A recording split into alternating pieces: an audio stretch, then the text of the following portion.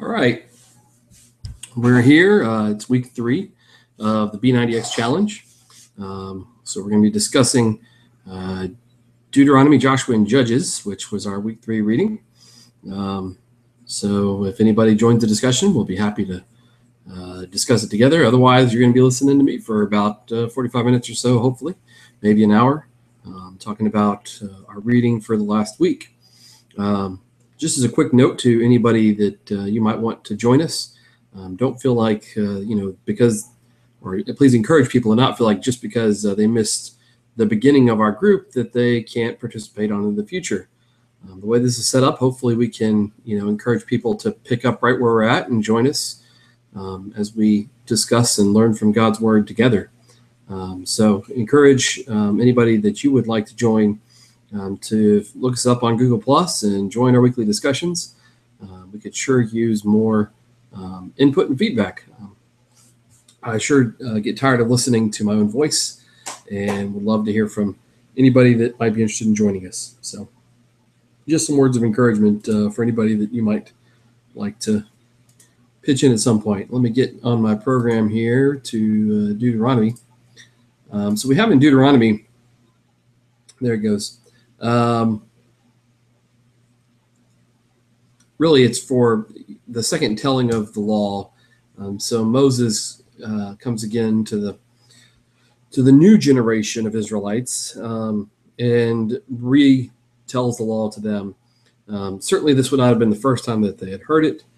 They would have heard it through the years from their fathers and mothers and things. But this is basically Moses' last hurrah.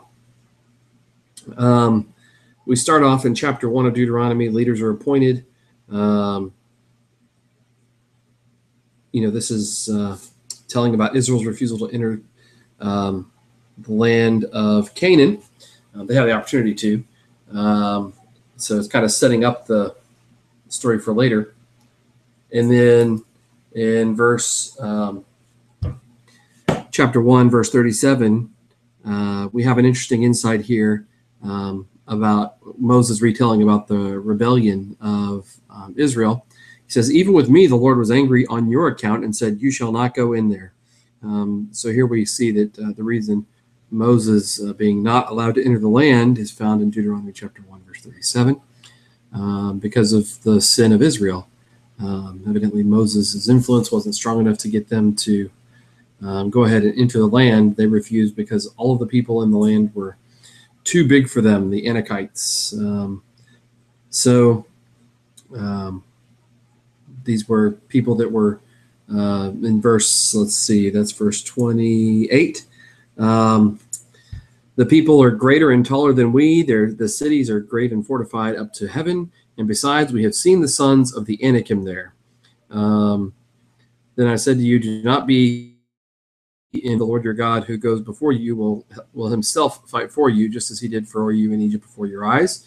And in the wilderness, where you have seen how the Lord your God carried you, as a man carries his son, all the way that you went until you came to this place. And in spite of this word, you did not believe the Lord your God, who went before you in the way to seek you out a place to pitch your tents, in fire by night and in the cloud by day, to show you by what way you should go. So Moses really just retelling kind of the history here of what happened. They had this living symbol basically in the cloud and the fire, constantly reminding them who was with them, and yet they still didn't believe what was right in front of them was they could overtake it because of because of what was going on. I mean, these people were bigger than them, and who really wants to engage in a fight where they don't think they're going to win? So even though they had the faith there, they did not really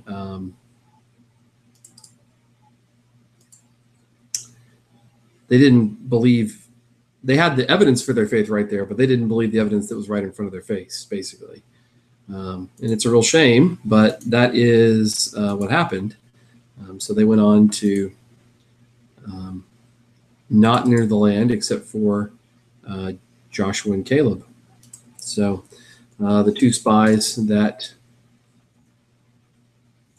hold on one second, I'm posting this so that anybody that's looking for it on the channel, because evidently I didn't post it to the channel, so that you can see that. So even though they had this living fire and cloud following them, they did not have enough faith to enter into Canaan at that point in time. So commanded to wander the wilderness, they do so along the way, fighting armies as they do that. My program keeps crashing.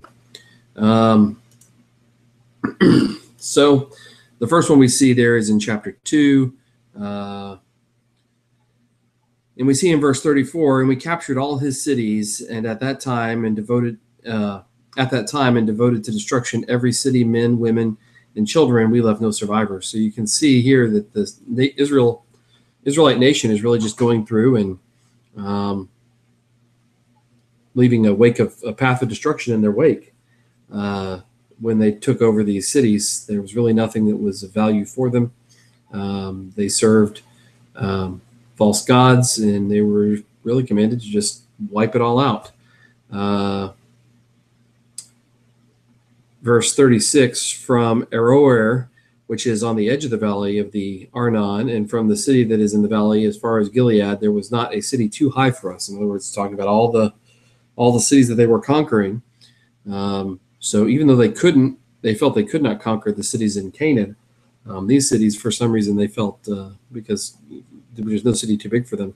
The Lord our God gave all into our hands, only to the land on the sons of Ammon you did not draw near, that is, to all the banks of the river Jabbok, and the cities of the hill country, whatever the Lord our God has forbidden us. So basically anything that they were not forbidden, they could go in and with ease just conquer. They ended up defeating Og in chapter 3. And we see Moses being forbidden to enter the land there in verse 23.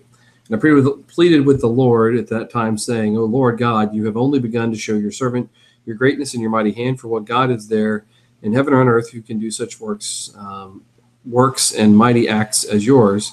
Please let me go over and see the good land beyond the Jordan, that good hill country in Lebanon. But the Lord was angry with me because of you and would not listen to me. And the Lord said to me, enough from you. Do not speak to me of this matter again.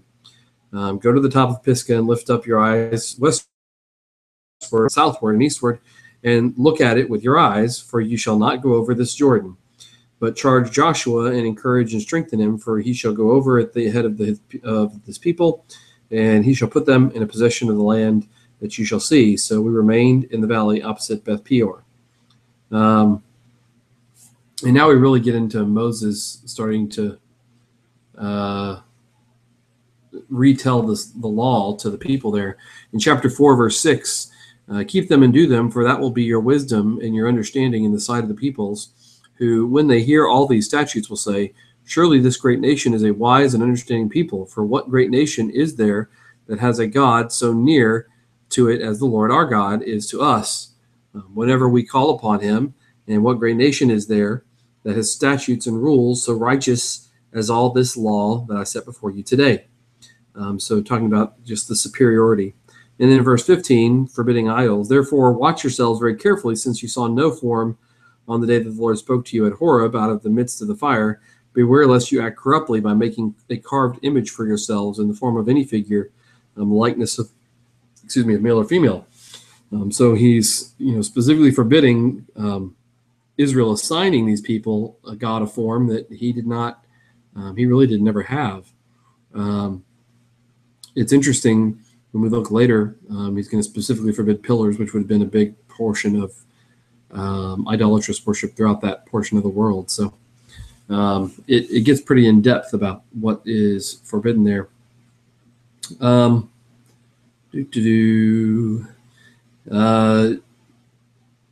Then we get back into the retelling of the Ten Commandments. It looks like my highlighting is messed up on this program. Verse 41 of chapter 4.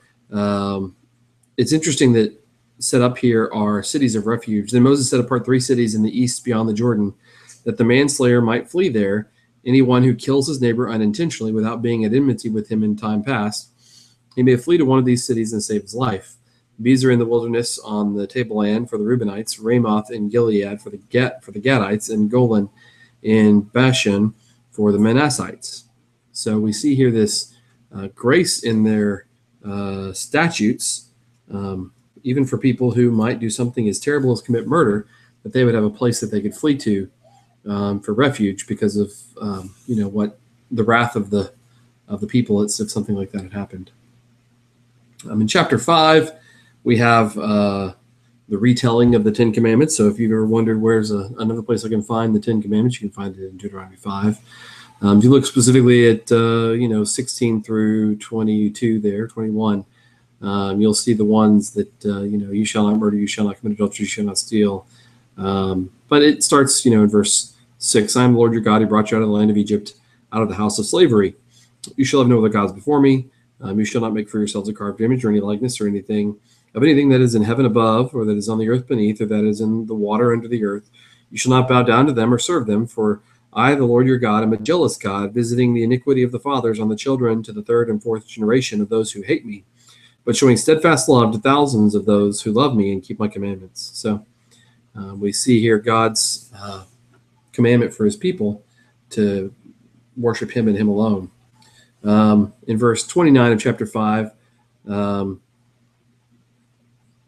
let's go back just a little bit. Verse 28, and the Lord heard your words when you spoke to me, and the Lord said to me, I have heard the words of this people, which they have spoken to you. They are right in all that they have spoken. Those words being just before that. Let's see.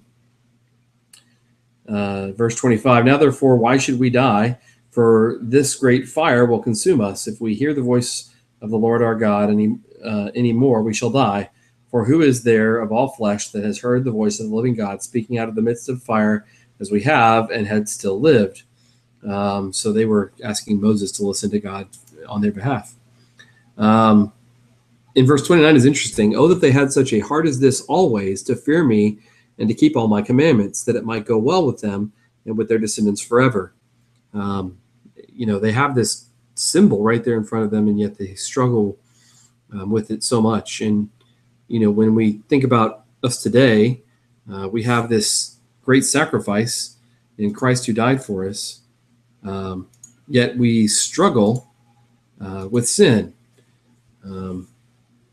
pleasing ourselves rather than pleasing God. And that's something that can be a constant problem for us. So that's something that whenever we are quick to judge Israel, Israel's so terrible. They've had all these, they had this perfect opportunity and they squander it. But at the same time, we're really no better than they are. Chapter 6, Hear, O Israel, the Lord our God, the Lord is one. You shall love the Lord your God with all your heart and with all your soul and with all your might.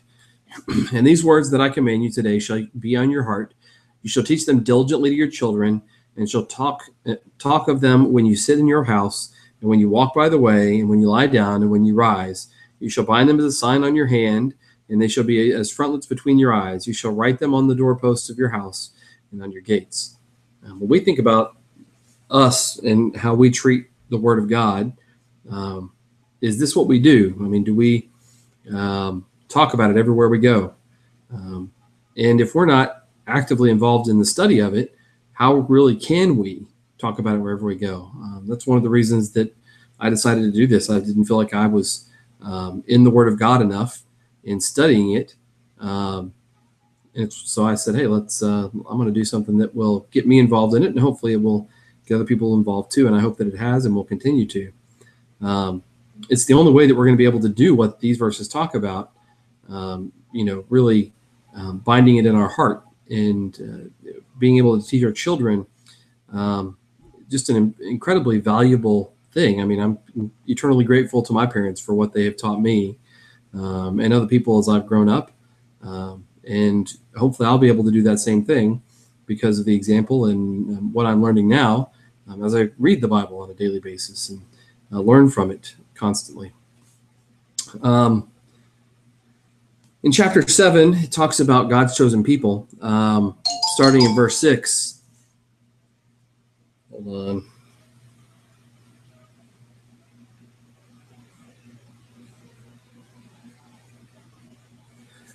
Starting in verse 6, for you are a people holy to the Lord your God.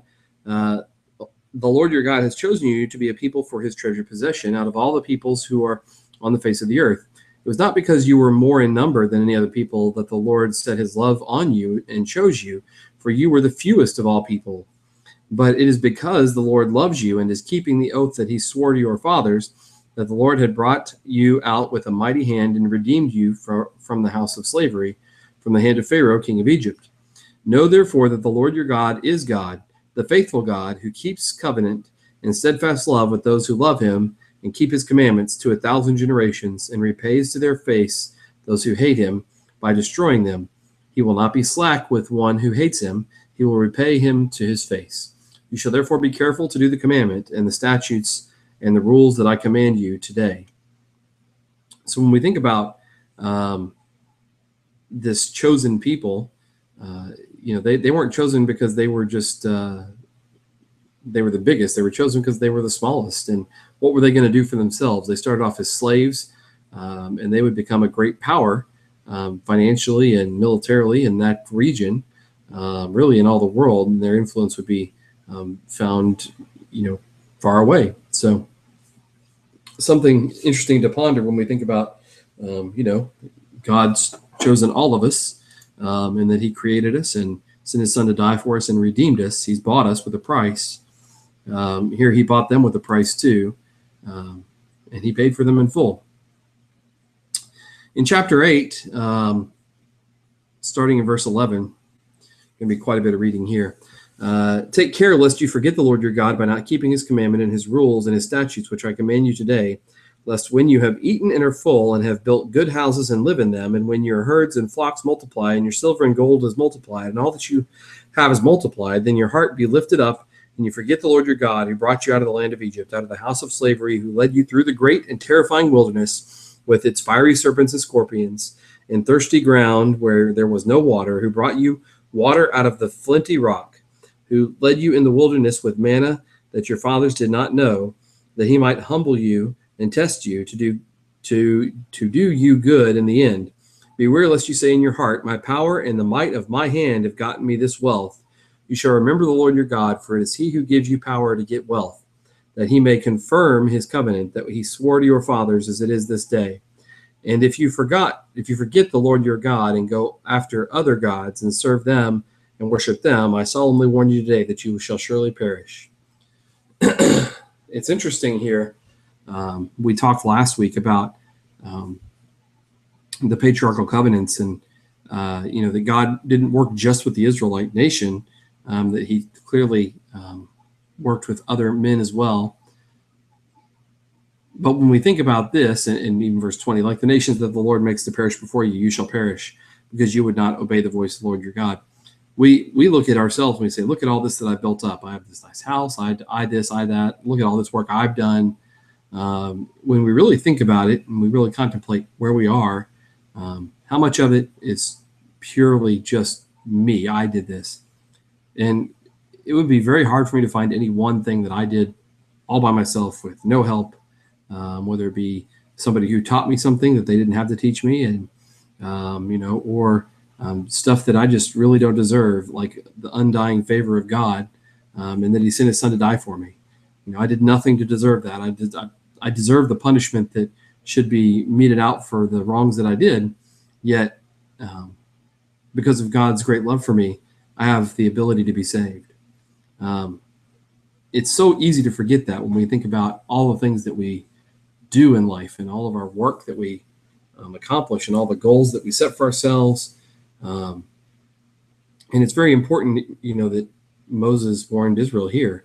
Don't forget where you came from. Don't forget that you don't have all this because you were awesome.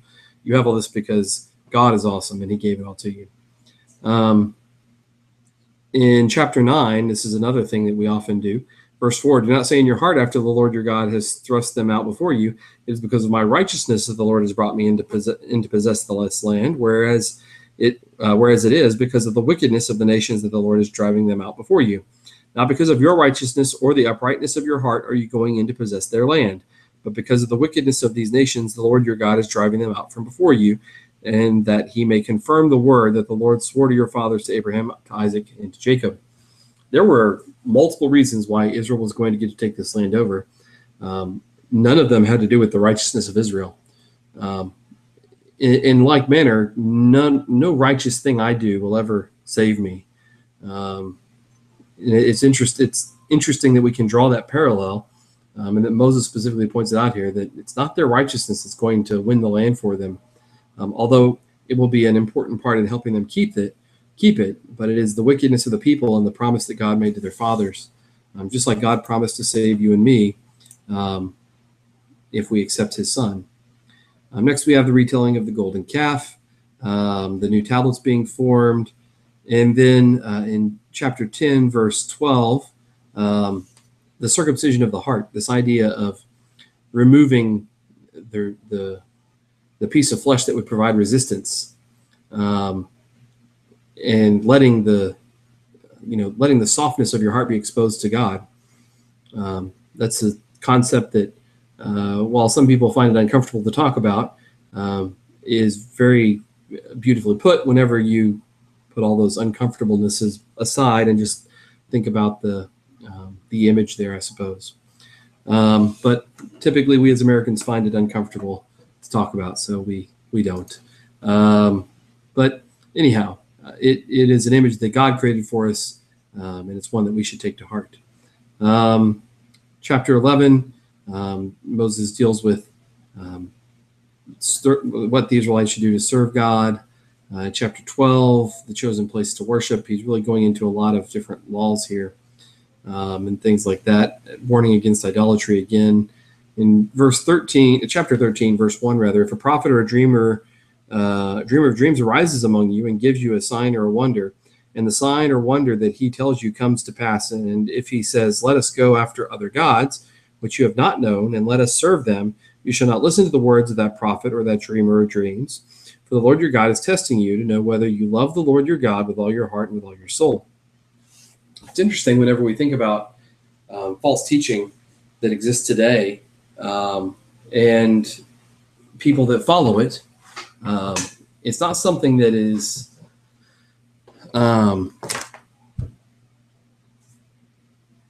like right here, you have these dreamers of dreams that are leading people off, but they don't compare.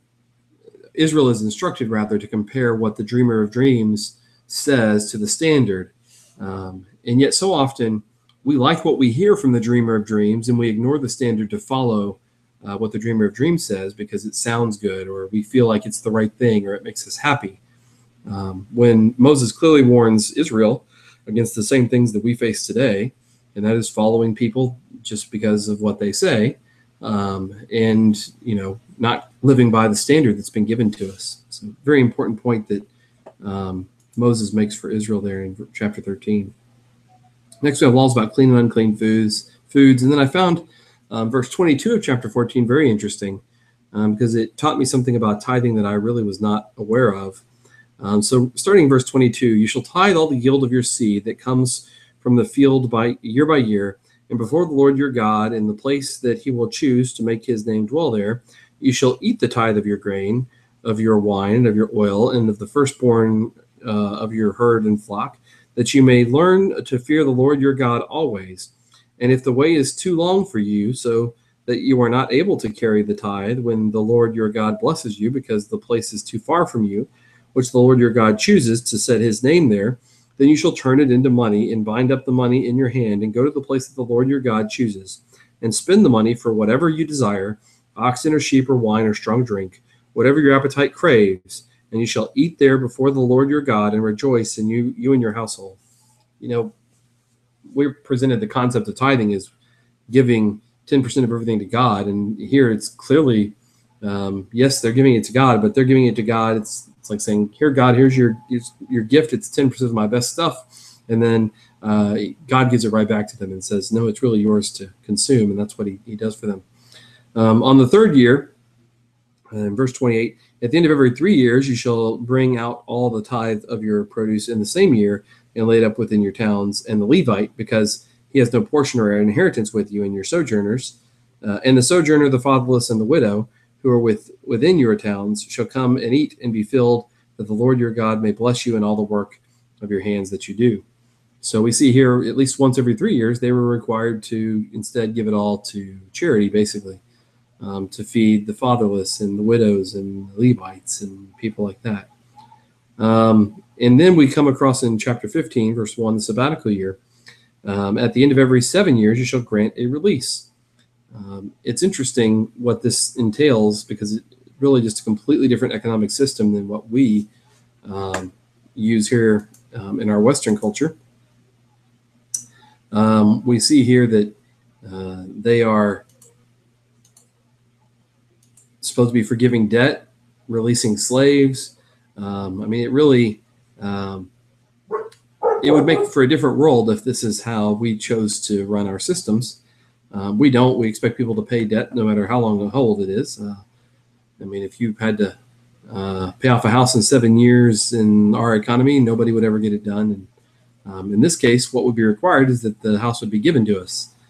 It'd be nice, but the reality is that in America, that's never going to happen. But for them, that's what was required. So chapter 16, we go over Passover and different feasts, forbidden forms of worship in chapter 17. And it's interesting when you look in chapter 17 at verse 17, and he shall not acquire, talking about kings, as if God did not know that they were going to eventually have kings. He even provides for it here in Deuteronomy. But one of the laws that he gives for kings, and he shall not acquire many wives for himself, lest his heart turn away, nor shall he acquire for himself excessive silver and gold. When we think about the wisest king, King Solomon, it's interesting that he did these exact things. And that led to ultimately the division of the kingdom of Israel, and certainly put them on a downward spiral. Next in 18, we have the provisions for the priests and Levites and things that you're not supposed to do, and letting them know that there will be a prophet like Moses. And then we have this city of refuge again, just like before, except this is chapter 19, verse 4. It's interesting that it does get into a little bit more deep example here. Verse 5 is when someone goes into the forest with his neighbor to cut wood, and his hand swings the axe to cut down a tree, and the head slips from the handle and strikes his neighbor so that he dies. He may flee to one of these cities and live. Pretty specific example, but I suppose it's entirely plausible.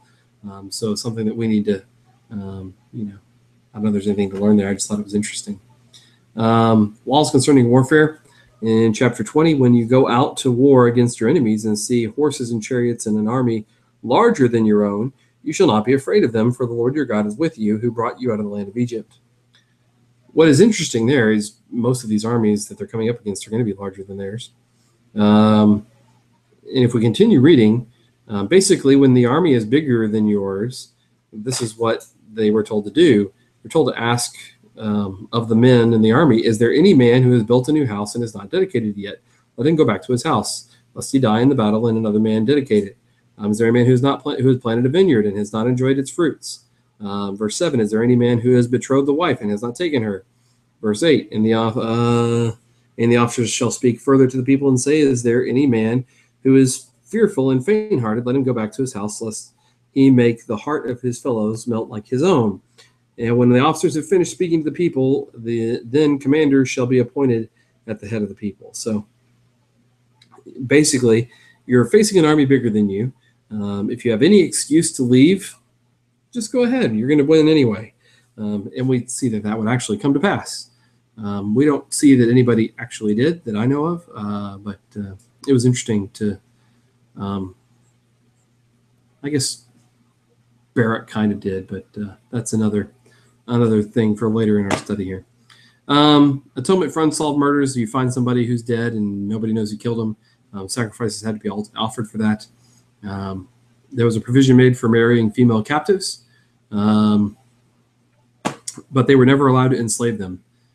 That would have been unusual for the time. If you captured people in battle, they were your slaves, and that's pretty much how the whole world worked at that point in time, but not the Israelites. They were not allowed to set as slaves the women that they captured to marry.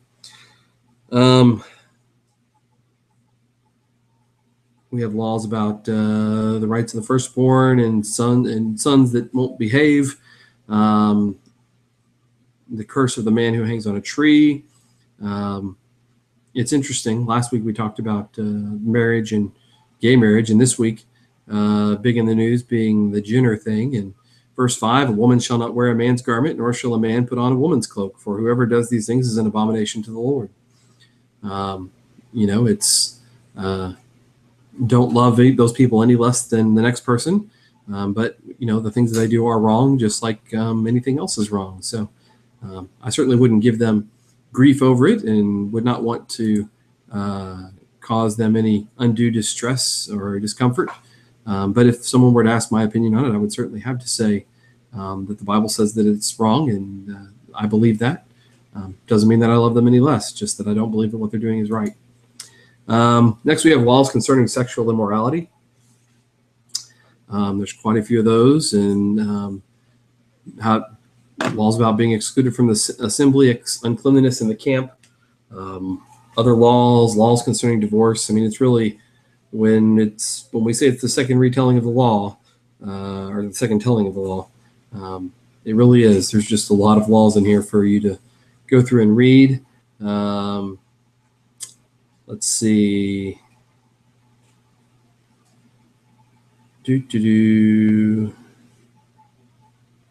That might be all that I have for Deuteronomy. Nope. Deuteronomy chapter 28, verse 36. The Lord will bring you and your king, whom you set over you, to a nation that neither you nor your fathers have known. And there you shall serve other gods of wood and stone. And you shall become a horror, a proverb, and a byword among all peoples, where the Lord will lead you away. It's interesting. If you've read your Bible before, you know that this actually does happen. When they're talking about the curses of what happens if they don't follow God. And we know Israel didn't have the most stellar track record. In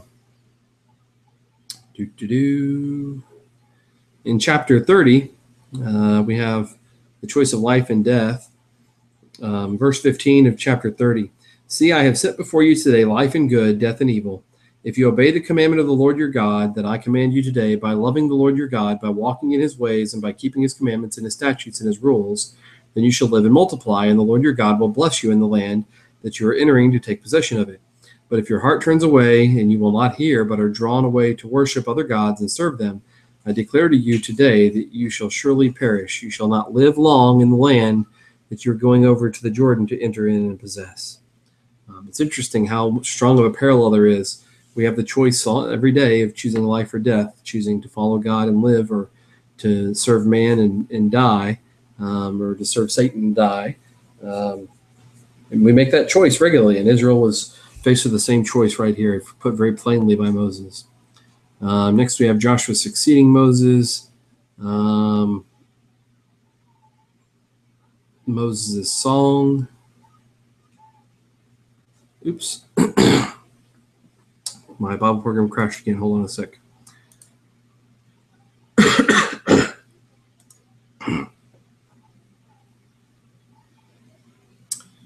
And then we have Moses' final blessing on Israel.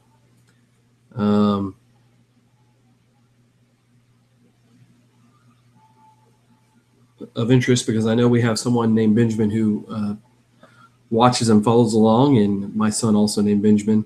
Verse 12 of Benjamin, he said, the beloved of the Lord dwells in safety. The high God surrounds him all day long and dwells between his shoulders. I sure hope that happens for my Benjamin, as well as all of my children. And really, it's a blessing for anybody to be beloved of the Lord and dwell in safety. And really to have just, it's a great blessing that's given to Benjamin there. Next, we have the death of Moses, and that's how the chapter ends. Obviously, the end of the book, probably not written by Moses as the first 5 books of the Bible are, but finished up by Joshua or somebody else. Next, we have the book of Joshua. So moving on into the book of Joshua.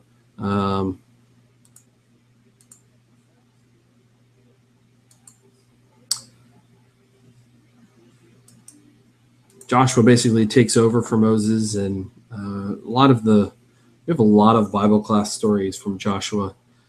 We have Rahab and the spies. She hides the spies away. One of the interesting things that would later cause her to be saved during the conquering of Jericho. But in chapter 3, you have the second crossing of a river by the nation of Israel. Starting in verse 7, the Lord said to Joshua, "Today I will begin to exalt you in the sight of all Israel, that they may know that as I was with Moses, so I will be with you. As for you, command the priests who bear the ark of the covenant, when you come to the brink of the waters of the Jordan, you shall stand still in the Jordan." And Joshua said to the people of Israel, "Come here and listen to the words of the Lord your God." And Joshua said, "Here is how you shall know that the living God is among you, and that he will without fail drive out from before you the Canaanites, the Hittites, the Hivites, the Perizzites, the Girgashites, the Amorites, and the Jebusites. Behold, the ark of the covenant of the Lord of all the earth is passing over before you into the Jordan. Now therefore take 12 men from the tribes of Israel, from each tribe of man, and when the soles of the feet of the priests bearing the ark of the Lord of all the earth, shall rest in the waters of the Jordan, the waters of the Jordan shall be cut off from flowing, and the waters coming down from above shall stand in one heap." It's interesting that this is when the Jordan River is at its deepest point of the year. So it's something that's really, I don't know how to say a double miracle, but it really is a miracle in how it works out. And it's not like they just, part the water and run across. If we look in chapter 4, starting in verse 1, when all the nation had finished passing over the Jordan, the Lord said to Joshua, "Take 12 men from the people, from each tribe of man, and command them, saying, Take 12 stones from here out of the midst of the Jordan, from the very place where the priest's feet stood firmly, and bring them over with you and lay them down in the place where you lodge tonight." That ark was standing in the middle of where the river would have been. So everybody gets across, and then they go back in and get some stones out, 12 stones, and then they lay them down where they lodged on the other side of the river. So it's something that wasn't just, boy, this got done really quickly. They spread part of the waters and everybody ran across. This is something that they did deliberately and took some time getting across that river.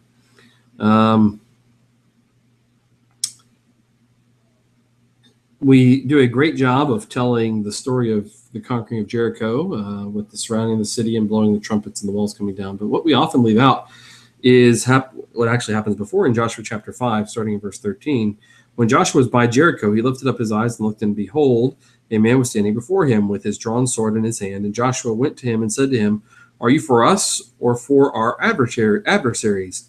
And he said, "No, but I am the commander of the army of the Lord. Now I have come." And Joshua fell on his face to the earth and worshipped and said to him, "What does my Lord say to his servant?"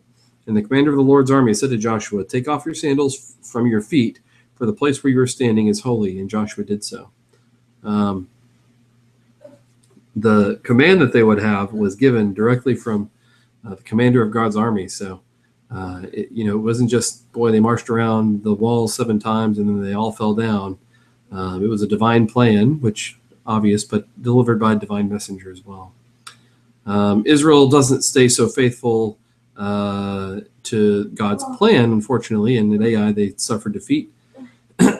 They have to find the sinner that is amongst them, and they cast him out and kill him, sends him to death. The fall of Ai, and then Ai falls before them. Once again, that's a very common Bible class story. Joshua renews the covenant. So after they wanted Ai, chapter 8, verse 30, at the time Joshua built an altar to the Lord, the God of Israel, on Mount Ebal, just as Moses, the servant of the Lord, had commanded the people of Israel, as it is written in the book of the law of Moses, an altar of uncut stones, upon which no man has wielded an iron tool, and they offered on it burnt offerings to the Lord and sacrificed peace offerings. And there, in the presence of the people of Israel, he wrote on the stones a copy of the law of Moses, which he had written. So there he is rewriting the law again. Next, we have the Gibeonite deception, and the sun standing still. It's a story that a lot of people don't even realize is in the Bible, but that time was made to literally stand still. The sun stopped moving to make way for the nation of Israel to do what had to be done in the time allotted. Next, we have the Amorite kings that were executed. It's interesting to note here the king of Eglon appears, because he'll appear again in the book of Judges. Different king of Eglon, I'm sure. I think he's just called Eglon in Judges, if I remember correctly. Then we have the conquest of southern and northern Canaan. Once again, all great stories to read. Strongly recommended. This is, it's great history reading here. And then we list the kings defeated by Moses and kings defeated by Joshua. And there was still land to be conquered. When we think about the land east of the Jordan, chapter 13, verse 8, with the other half of the tribe of Manasseh, the Reubenites and the Gadites received their inheritance, which Moses gave them beyond the Jordan eastward, and Moses, the servant of the Lord, gave them. If you remember, they were commanded to, even though they had settled on the eastern side of the Jordan, they were still commanded to go fight and take the rest of the conquest. So here they're officially given their land again. It talks about the inheritance west of the Jordan, and specifically Caleb, who at this point is 85 years old, has seen all of his peers perish in the wilderness, with the exception of Joshua, excuse me. And he's granted the request for land, and he actually ends up settling in Judah. There's an allotment for Ephraim and Manasseh, allotment of the remaining land, and then we have the inheritance of each of the tribes, and describes kind of their borders and whatnot. And then what is given to the tribe of Levi, because it would have no official land. And the eastern tribes are allowed to return home in chapter 22. So hold on one sec. This program crashed again. So the eastern tribes then return home. And then Joshua has a charge for the Israelite leaders and ends up renewing the covenant at Shechem. Chapter 24, verse 1, Joshua gathered all the tribes of Israel to Shechem and summoned the elders, the heads, the judges, and the officers of Israel, and they presented themselves to God. So most likely not all of the tribes all came to this spot. And what we would imagine that means is that leaders from each of the tribes came and dedicated the tribes to Israel, the tribes of Israel, to God again. And Joshua charges them with something pretty solemn there. Verse 14, now therefore fear the Lord and serve him in sincerity and in faithfulness. Put away the gods that your fathers served beyond the river and in Egypt, and serve the Lord. And if it is evil in your eyes to serve the Lord, choose this day whom you will serve, whether the gods of your fathers served in the region beyond the river, or the gods of the Amorites in whose land you dwell. But as for me and my house, we will serve the Lord. Takes a pretty firm stand there on where he's going to be. Next, we have the book of Judges. They continue driving out the people. The nation of Israel would be basically plagued by constant invasion. It was judges who would always rise up and save the people, because Israel would remain disobedient and wouldn't conquer as they were supposed to. Really, if we look at the theme of Judges, that's probably found in Judges chapter 2, verse 11 through 15. And the people of Israel did what was evil in the sight of the Lord and served the Baals. And they abandoned the Lord, the God of their fathers, who had brought them out of the land of Egypt. They went after other gods from among the gods of the peoples who were around them and bowed down to them. And they provoked the Lord to anger. They abandoned the Lord and served the Baals and the Ashtaroth. So the anger of the Lord was kindled against Israel, and he gave them over to plunderers who plundered them. And he sold them into the hand of their surrounding enemies, so that they could no longer withstand their enemies. Whenever they marched out, the hand of the Lord was against them for harm, and the Lord had, as the Lord had warned, and the Lord had sworn to them, and they were in terrible distress. So basically, if you go through the judges here, each one basically rises up and saves the people from from some threat. There's a song that my kids sing with all the judges' names. It's interesting to read the story. Some of them are quite graphic, like Ehud and the slaying of Eglon.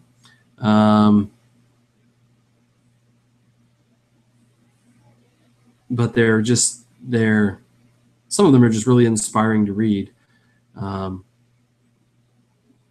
You can really see God's hand at work saving his people, and you can see that he does love the nation, even though they constantly don't do what they're supposed to do. And every time it's the same thing. So it's just a constant cycle for the nation of Israel. They sin, judge rises up and saves them from their sin. They serve God for a little while, and then they return to the same thing over and over and over again. That's really all the book of Judges is. And as you read the stories, there certainly is a number of different things that you can take from them. But the biggest thing that I take from the book of Judges really is the love of God and the forgiveness that he has, even when we do not do exactly what we're supposed to do. And that he does forgive us when we diligently seek him and set our heart on his desires rather than on our own desires. And we can see that as really kind of it's not really the theme of the book, but we see it happen over and over again in the book of Judges across a very short span of reading.